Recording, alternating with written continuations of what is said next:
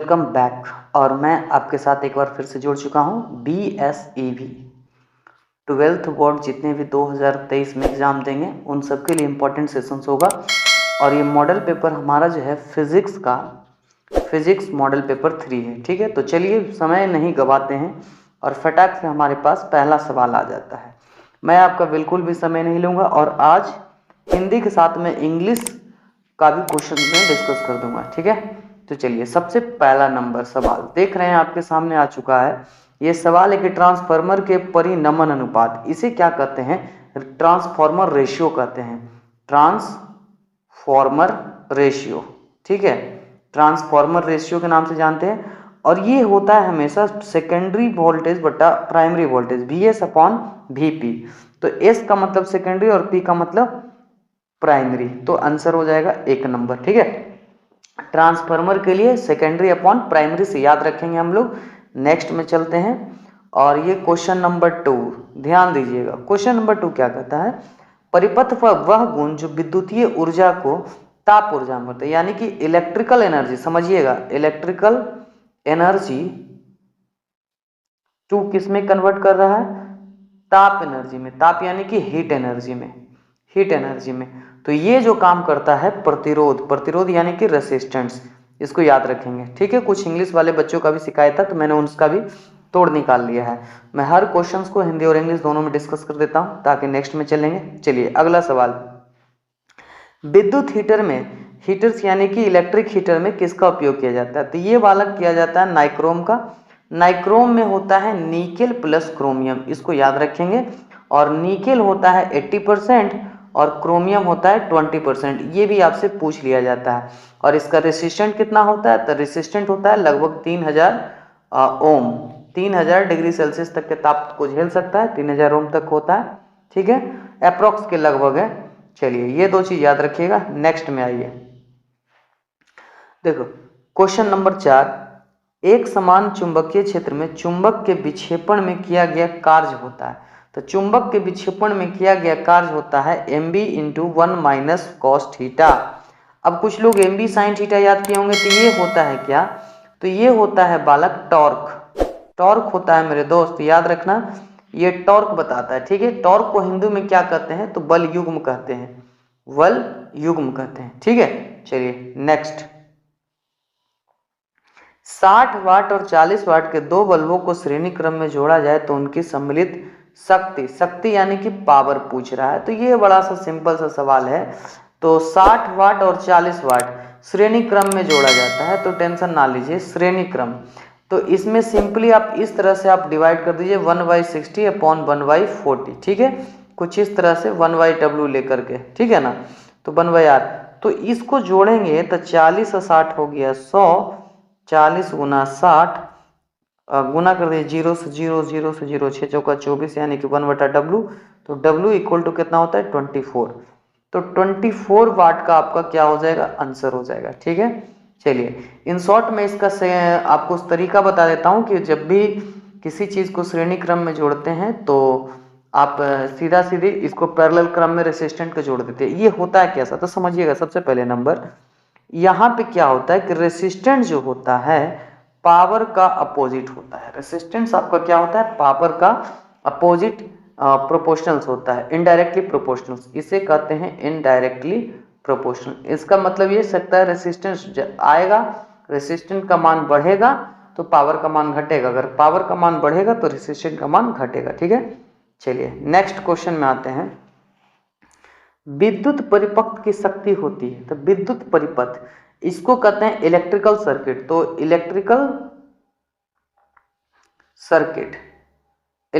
Circuit की power क्या होती है? तो भाई इलेक्ट्रिकल सर्किट की power P equal to VR² बटा R equal to I² upon R होता है। ठीक है, इसको आप नोट कर सकते हैं, P power equal to V² upon R equal to I² R। तो यहाँ पे आपका सवाल बन सकता है, क्या चलता है? V² अपॉन R, सी नंबर। ठीक है, चलिए नेक्स्ट 7 नंबर सवाल देखिए क्या लिखा हुआ है। डायनेमो के कार्य का सिद्धांत आधारित है, तो principle of work of dynamo. ठीक है, तो डायनेमो क्या करता है कि इलेक्ट्रिकल विद्युत चुंबकीय प्रेरण के सिद्धांत पर आधारित होता है। ठीक है, इलेक्ट्रोमैग्नेटिक इंड्यूस। ठीक है, चलिए नेक्स्ट में आते हैं। 8 नंबर सवाल, अगला सवाल, लॉरेंज बल का परिकलन के लिए सूत्र बताइए। क्वेश्चंस लॉरेंज बल के लिए दिया गया है। लॉरेंज बल का मान होता है F force equal to Q into E plus भी इंटू बी। ठीक है, इसको याद रखेंगे। अब सवाल है कि ये है क्या, ये तो ये आपका होता है इलेक्ट्रिकल, ये क्या होता है इलेक्ट्रिक एनर्जी, और इसमें बी क्या है, सॉरी इलेक्ट्रिक फील्ड होता है, ये गलती हो गया, और बी आपका इसमें होता है मैग्नेटिक फील्ड कहने का मतलब बी हो गया, और इलेक्ट्रिक फील्ड कहने का मतलब क्या हो गया, ई। इस चीज को याद रखेंगे, Q इंटू ई प्लस भी इंटू बी। ठीक है, नेक्स्ट आगे सवाल में देखिए, R कॉमा सी का बीमीय सूत्र। तो भाई R कहने का मतलब रेसिस्टेंट हो गया, और C कहने का मतलब हो गया कैपेसिटी। ठीक है, रेसिस्टेंस का मतलब आप जानते हैं कि R का वैल्यू होता है V अपॉन आई, और C का मतलब होता है Q अपॉन भी। तो इस दोनों को हम क्या कर रहे हैं, डॉट में दिया गया है, तो गुना करेंगे R dot C equal to क्या बन जाएगा, V अपॉन आई अगुना Q अपॉन भी। तो देखिए V से भी कैंसिल, Q अपॉन क्या बनता है, I। अब Q का होता है डायमेंशन 80 और I का dimension, sorry mistakes, just minute, हाँ ठीक है,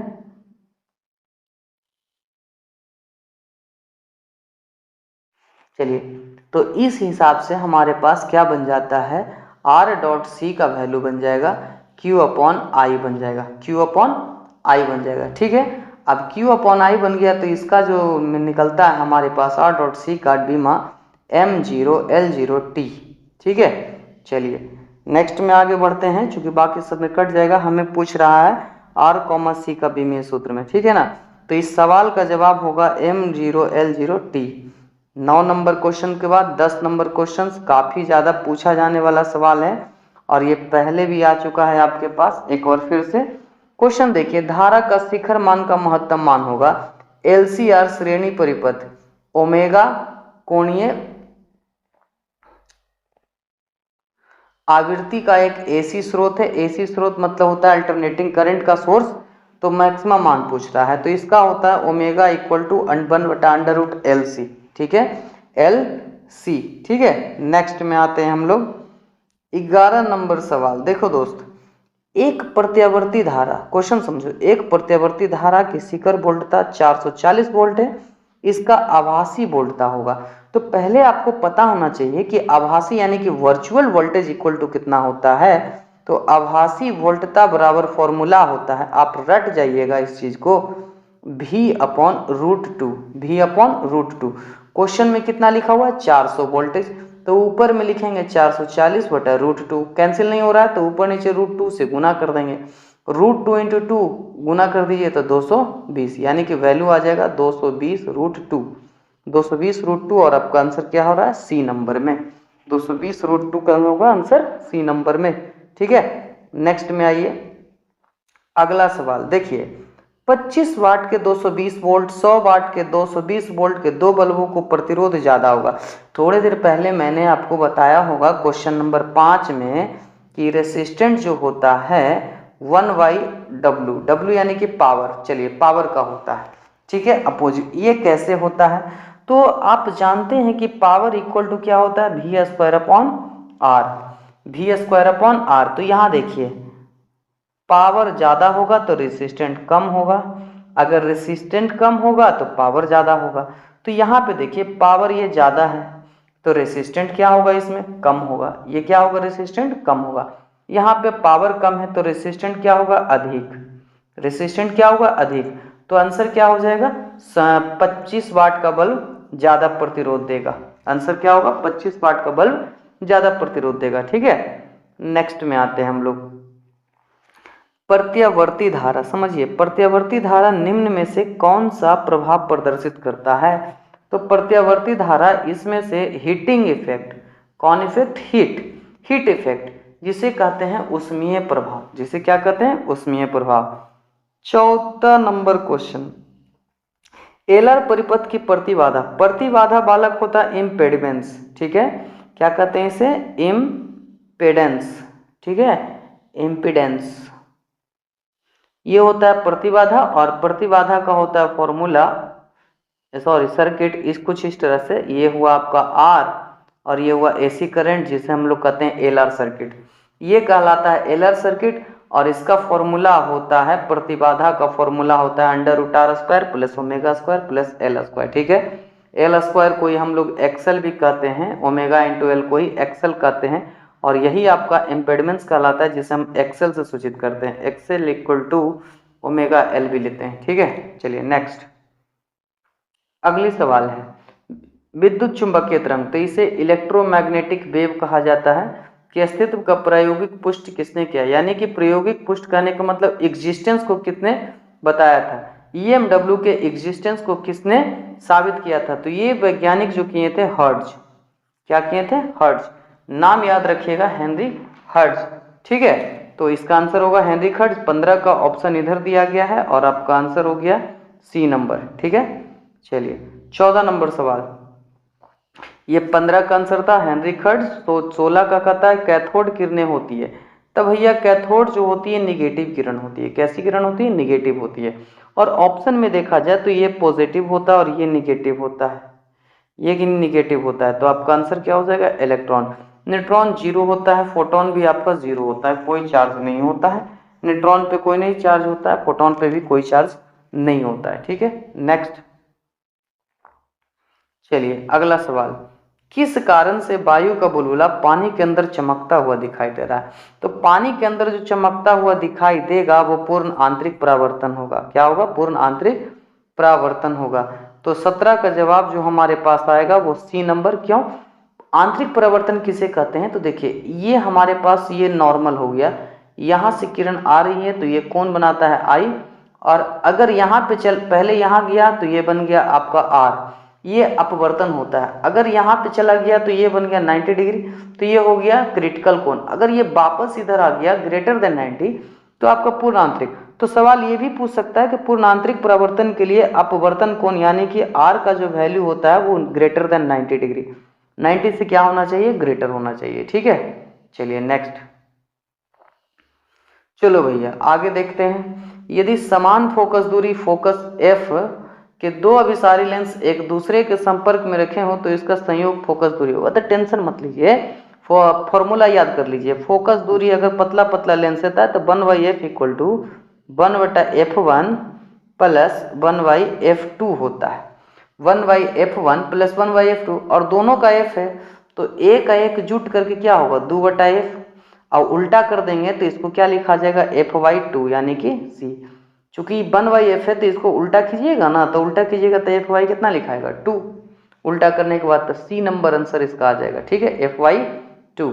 नेक्स्ट, किसी लेंस की फोकस दूरी f है तो इसकी क्षमता, तो भैया क्षमता को मापते हैं डायोप्टर में। किस में मापते हैं? डायोप्टर में, ठीक है, जिसे पावर ऑफ लेंस कहते हैं। और power of lens equal to 1/f होता है किसमें? मीटर में। फोकस का मान किस में होता है? मीटर में, 1/f में। अगर ये मीटर में है तो ठीक है, अगर सेंटीमीटर में है तो मीटर चेंज करना पड़ेगा। आंसर क्या हो जाएगा? B number. चूंकि ये मीटर है तो ये आपका पहला नंबर ही आंसर होगा 1/8। नेक्स्ट, आगे, कांच के एक अवतल लेंस को जब जल में डुबाया जाता है, सवाल को जरा सा समझ लीजिएगा, क्या कहता है कि कांच के एक लेंस को जब जल में डुबाया जाता है तब यह हो जाती है, तो यह होती है लेस डाइवर्जेंट यानी कि सी नंबर। लेस डाइवर्जेंट होती है, डाइवर्जेंट, लेस डाइवर्जेंट होती है और ज़्यादा डाइवर्जेंट नहीं हो पाएगी, दिक्कत हो जाएगा नहीं तो फिर, ठीक है। चलिए नेक्स्ट में हम लोग सवाल करते हैं 21 नंबर में। क्वेश्चन में क्या कहता है? जब सूक्ष्मदर्शी की नली की लंबाई बढ़ा दी जाए, क्वेश्चन समझिएगा, जब माइक्रोस्कोप यानी कि सूक्ष्मदर्शी माइक्रोस्कोप होती है, माइक्रोस्कोप कि नली की लंबाई बढ़ा दी जाती है तो उसकी आवर्धन क्षमता क्या हो जाती है? तो भैया उसकी आवर्धन क्षमता क्या होगी? बढ़ जाएगी। आवर्धन क्षमता क्या होगी? बढ़ जाएगी, ठीक है। माइक्रोस्कोप दो टाइप का होता है, एक सिंपल माइक्रोस्कोप, एक कंपाउंड माइक्रोस्कोप। तो ये लंबाई बढ़ाने वाला काम कंपाउंड माइक्रोस्कोप करेगा, ठीक है। चलिए नेक्स्ट क्वेश्चन पर आते हैं दोस्त। खगोलीय दूरदर्शी में अंतिम प्रतिबिंब बनाया जाता है। तो जो खगोलीय दूरदर्शी होते हैं उसमें अंतिम प्रतिबिंब आभासी और उल्टा बनता है। कैसा बनता है? आभासी और उल्टा। जितने भी दूरदर्शी हो, माइक्रोस्कोप हो, सब में आभासी और उल्टा ही बनता है। ठीक है, याद रखिएगा। नेक्स्ट में एक पतले फिल्म के रंग का कारण होता है। तो पतले फिल्म के रंग होता है व्यतिकरण के कारण। अब व्यतिकरण इंटरफेरेंस जिसको कहते हैं हम लोग, इंटरफेरेंस कहते हैं हम लोग। ठीक है, इंटरफेरेंस ऑफ लाइट व्यतिकरण कहता है। नेक्स्ट, जिस घटना से प्रकाश तरंगों की प्रकृति निर्विवाद रूप से अनुप्रस्थ सिद्ध हो जाती है वह क्या है? तो वह चीज आपका कहलाता है पोलराइजेशंस। ध्रुवन को ही कहते हैं पोलराइजेशंस, पोलराइजेशंस। ठीक है, वह घटना जिसमें प्रकाश तरंगों की प्रकृति निर्विवाद रूप से अनुप्रस्थ सिद्ध होती है वह कहलाती है पोलराइजेशंस। नेक्स्ट है, चलिए नेक्स्ट में आइए। विद्युत चुंबकीय स्पेक्ट्रम के किस भाग में हाइड्रोजन की लाइमन श्रेणी, क्वेश्चंस क्या है यहाँ पे लिखा है लाइमन श्रेणी। तो लाइमन श्रेणी पिछले क्लास से बताया जा रहा है कि किस में आता है? परावैगनिक आता है। दृश्य में कौन आता है? तो बामर श्रेणी आता है। रट जाइएगा इस सब चीज को, एक नंबर आपका कंफर्म आने वाला एग्जाम में, बामर श्रेणी। अवरक्त श्रेणी में क्या होता है? तो पाश्चम श्रेणी होता है बस, और एक्सरे नहीं होता है, ये नहीं चलेगा। यही तीन चल रहा है ज्यादातर। और लाइमन श्रेणी इस बार एग्जाम का भी मोस्ट क्वेश्चन होगा। यूरेनियम नाभिक की घनत्व का परिमाण कितना होता है? तो ये होता है इतना, और एक्चुअल की बात करते हैं तो इसका होता है 2 × 10⁻17 किलोग्राम पर घन मीटर। तो 10⁻17 आपका इसी में दिया गया, तो यही आंसर होगा यूरेनियम का। चलिए नेक्स्ट में बात करते हैं। और यहाँ पर एक चीज और याद रखिएगा आप लोग, किसी भी एटम का नाभिक की जब त्रिज्या निकालते हैं रेडियस, तो radius equal to r0 a⁻1/3 होता है, जहां r आपका कांस्टेंट होता है 1.5 फर्मी। ठीक है, नेक्स्ट, हाइड्रोजन बम किस पे आधारित होता है? अगला सवाल, हाइड्रोजन बम। तो जब छोटे छोटे नाभिक जुट करके एक बड़ा नाभिक का निर्माण करते हैं तो इस प्रक्रिया को कहते हैं नाभिकीय संलयन, नाभिकीय संलयन। और नाभिकीय संलयन पर ही आधारित होता है हाइड्रोजन बम। किस पे? नाभिकीय संलयन। 27 नंबर का सवाल का जवाब। तो इस तरह से इस क्वेश्चन का जो जवाब हो गया आपके पास नाभिकीय संलयन। ठीक है, नेक्स्ट क्वेश्चन से, सूर्य अपनी विकिरण ऊर्जा प्राप्त करता है। तो मेरे दोस्त याद कर दो, सन में क्या होता है कि एक बड़ा नाभिक क्या होता है कि एक हाइड्रोजन जुट करके बन रहा है हीलियम। तो यानी कि छोटे छोटे नाभिक जुट करके क्या बन रहा है? बड़ा नाभिक। तो इस प्रक्रिया को कहते हैं जुटना, जुटना को कहते हैं संलयन, जुटना को क्या कहते हैं? संलयन।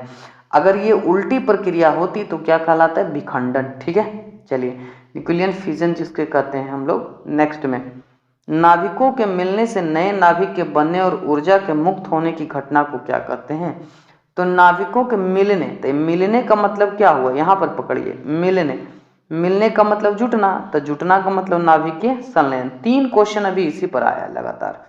चलिए नेक्स्ट में देखते हैं, परम शून्य ताप पर अर्धचालक व्यवहार करता है। तो परम शून्य ताप पर अर्धचालक पूर्णतः अचालक की तरह व्यवहार करता है, मतलब उसमें कोई एक्टिविटी नहीं होता है। ठीक है, पूर्ण अचालक जिसको कहते हैं नॉन कंडक्टर। ठीक है, नेक्स्ट में आइए, एक पदार्थ की चालकता ताप बढ़ाने से बढ़ती है। ठीक है, तो वह पदार्थ है।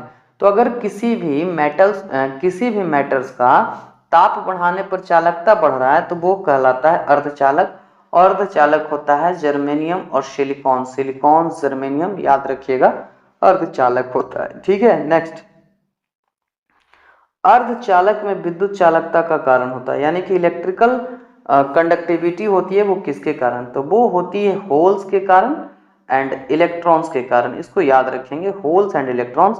होल्स को हिंदी में बीबर कहते हैं, और इलेक्ट्रॉन, तो इलेक्ट्रॉन आपको दिख रहा है, तो आपका आंसर क्या हो जाएगा? सी नंबर आंसर होगा, इलेक्ट्रॉन्स एंड बीवर्स। ठीक है, नेक्स्ट में बात करते हैं 1μ2। इसको लिखने का मतलब कुछ इस टाइप से होता है 1μ2। तो हम आपको बताए थे पिछले वीडियो में, जो नीचे वाला है वो ऊपर जाता है और ऊपर वाला है जो नीचे आता है। तो 1μ2 इक्वल टू हो गया μ2/μ1। तो आपका आंसर क्या चल जाएगा? First number. ठीक है, नेक्स्ट नंबर में आइए, वैसी युक्ति जो रेडियो तरंगों द्वारा दूर की वस्तुओं की स्थिति, उसकी दूरी और चलाने की दिशा का पता लगाता है, उसे क्या कहते हैं? तो दूर की वस्तु, कहाँ की वस्तु? दूर की वस्तु। तो दूर की वस्तु तो यानी कि रडार से बताया जाता है, ठीक है। रडार का पूरा नाम रेडियो डिटेक्टिंग एंड रेंजिंग होता है, ठीक है। रेडियो डिटेक्टिंग एंड रेंजिंग याद करेंगे, radio detecting and ranging full form. तो आपका आंसर क्या होगा? B number. आपका आंसर क्या है? बी नंबर, ठीक है। 34 का बी नंबर चलेगा। नेक्स्ट क्वेश्चन में आते हैं हम लोग अगले सवाल में। प्रकाशीय तंतु के लिए सामान्यतः क्रांतिक कोण कितना होता है? तो क्रांतिक कोण का जो भी मान होता है यानी r is greater than 90 degree होता है, और ये होता है प्रकाशीय तंतु के लिए क्रांतिक कोण 77 डिग्री, और साइन सी का जब चूंकि वैल्यू होता है इसमें 77 डिग्री आंसर, ठीक है। नेक्स्ट, एक बंद पृष्ठ के अंदर विद्युत द्विध्रुव स्थित है, बंद पृष्ठ से निर्गत कुल विद्युत।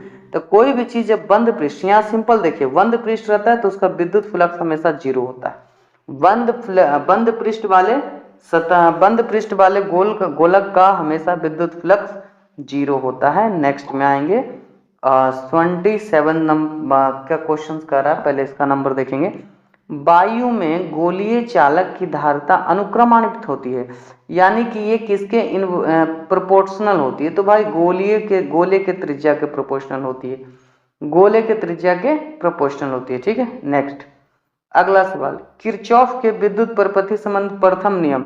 तो भैया प्रथम नियम हमने क्या बताया था? जंक्शन रूल, जंक्शन रूल बताया है आपको, और इसी को पॉइंट रूल भी कहते हैं। और ये प्रथम नियम हमने सिंपली बताया था किरचॉफ के नियम का, तो ये होता है आवेश के संरक्षण नियम पर किरचॉफ के नियम के हिसाब से, ठीक है। लेकिन जैसे ही आपको खाली पॉइंट रूल आपसे पूछा जाता है तो भी आप आवेश बताइएगा, इसको याद रखेंगे हम लोग। और जंक्शन रूल भी पूछा जाए तो भी आपको आवेश बताया जाएगा। लेकिन अगर सेकेंड रूल पूछ लिया जाता है किरचॉफ का सेकेंड रूल, तो वो ऊर्जा के नियम पर चलता है, ठीक है। इसको याद रखेंगे। ये कौन सा है? तो ये सेकंड वाला है। ये कौन सा? सेकंड वाला, ठीक है। नेक्स्ट, अगला सवाल, बाइनरी संख्या 25 का बाइनरी, बड़ा जबरदस्त ट्रिक से 25 का बाइनरी बनाइए। लिखिए 1 2 2 दूनी 4 दूनी 8, अब दूनी 16, जोड़ करके देखिए 25, तो 16 8 24, 24 1 25, और कहीं नहीं आता है तो 16 8 24, 24 1 25, तो 16 के नीचे 1, 8 के नीचे 1, 1 के नीचे 1, बाकी 2 के जगह 0। ये आपका हो गया बाइनरी नंबर। तो 1 1 0 0 1 किस में दिया गया है? तो आपका यह सी नंबर में है, आपका यह सी नंबर में। चेक कैसे भी कर सकते हैं, इसके नीचे 1, 1 दूनी 2, 2 दूनी 4, 4 दूनी 8, 8 दूनी 16, चेक करके देख लेते हैं हम लोग 25 है कि नहीं। हाँ है, तो बिल्कुल आंसर हो गया। ये आपका 16 नंबर जवाब, ठीक है। तो ये आज के सेशंस का 3 क्वेश्चन और है जो आपके सामने आ चुका है स्क्रीन पर। देखिए ध्यान से थोड़ा सा। सवाल क्या कहता है, किसी छोटे चुंबक के मध्य बिंदु से समान दूरी पर अक्षीय और निरक्षीय स्थिति, तो ये होगा आपका 2:1, याद रखेंगे, ये 1 लिखा हुआ है ना, वो मिस्टेक्स हो गया है। नेक्स्ट क्वेश्चंस में देखिए क्या लिखा हुआ भाई, यदि किसी ऊंचाई ट्रांसफार्मर के प्राथमिक, तो देखिए ऊंचाई यानी कि स्टेप अप। ट्रांसफार्मर 2 प्रकार के होता है, सबसे पहला नंबर समझेंगे कि ट्रांसफार्मर होता है 2 प्रकार के, एक स्टेप अप होता है और एक आपका स्टेप डाउन होता है, ठीक है। तो स्टेप अप कहने का मतलब होता है कि VS is greater than VP, और ये कहने का मतलब VS is less than VP, ठीक है। इस चीज़ को याद रखेंगे। तो जिस तरह से S यानी कि सेकेंडरी, तो नंबर ऑफ टर्न्स हो गया N2 is greater than N1। अगर N1 रहता है तो ये होता है स्टेप डाउन के लिए, यानी कि कहते हैं अपचायित के लिए, ठीक है ना। चलिए, और इसमें इंपॉर्टेंट क्वेश्चन मैं ये भी बता देता हूँ कि आइडियल जो ट्रांसफार्मर होते हैं वो 99% कैपेसिटी वाले होते हैं। अच्छे ट्रांसफार्मर की कैपेसिटी 99% होती है, ठीक है। और आज का लास्ट क्वेश्चन हमारे पास नीचे स्क्रीन पर आपके आ चुका है कि निम्नलिखित में से कौन सा सही है। तो थोरियम दिया गया है, और इसको बनाने का एकमात्र तरीका देखिए क्या होता है, ऊपर ऊपर जोड़ दीजिए, नीचे नीचे जोड़ दीजिए, सेम मानना चाहिए। तो 234,438 मैच कर रहा है, ठीक है। 90,92 मैच कर रहा है, तो सही है। तो आपका आंसर नंबर हो गया बी नंबर। आंसर क्या होगा? बी नंबर, ठीक है। तो ये तो था आज के हमारे कुछ इंपॉर्टेंट प्रश्न मॉडल पेपर फिजिक्स के, फिजिक्स मॉडल पेपर 3 के क्वेश्चंस, ठीक है ना। चलिए, अगर इसी तरह से आप हमारे सपोर्ट करना चाहते हैं तो 12 2023 में BSc अवार्ड देना चाहते हैं तो हमसे जुड़े रहिए, चैनल को सब्सक्राइब कीजिए, दोस्तों के साथ शेयर कीजिए। ठीक है, विशेष फीडबैक कमेंट बॉक्स में जरूर दें। धन्यवाद।